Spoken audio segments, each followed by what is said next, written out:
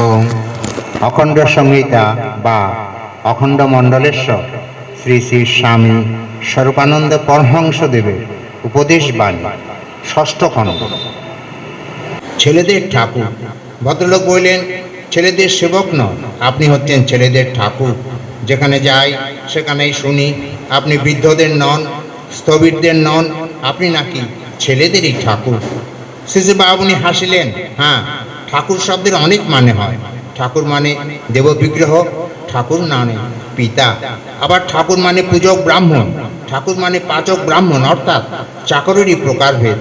মন্দিরে বসে দেববিগ্রহ ভক্তের পূজা গ্রহণ করেন এবং ভক্তের মনোবাঞ্ছা পূরণ করেন, কিন্তু আমি পূজা গ্রহণের জন্য আসিনি, মন্দিরে প্রতিষ্ঠিত হবার জন্য আসিনি। আমি দুয়ারে দুয়ারে ঘুরে বেড়াতে এসেছি।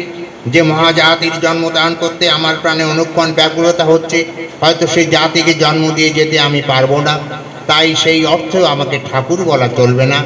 যারা নব মহাজাতির জন্মদান করবেন তাঁদের পুজো করার প্রয়াস নিয়ে উল্কার মতো ছুটে বেড়াচ্ছি, সুতরাং ছেলেদের পূজক হিসাবে আমাকে ছেলেদের ঠাকুর বলা চলে বই কি?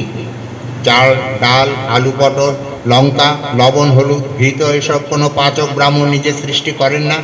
অপরের সৃষ্ট জিনিস নিয়ে এসে যত্ন করে রেঁধে যিনি লোককে পরিবেশন করেন তিনিও ঠাকুর।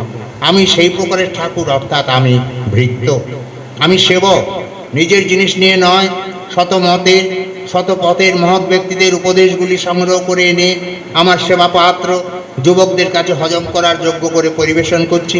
পরের জিনিস নিয়ে এসে আমি আমার মনিবকে আহারীয় তৈরি করে দিচ্ছি।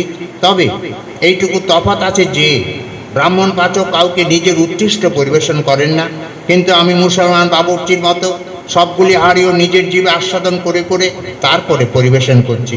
শুনিয়া ভদ্রলোক হাসিতে লাগলেন।